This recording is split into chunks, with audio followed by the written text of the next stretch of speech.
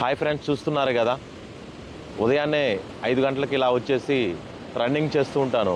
3 కిలోమీటర్లు లేక 4 కిలోమీటర్లు సముద్ర పుట్టిన ఈ అలలమ్మిడి గుండా వెళ్తూ ఉంటాను. 5 గంటలకి సముద్రం దగ్గరికి వచ్చేస్తాను.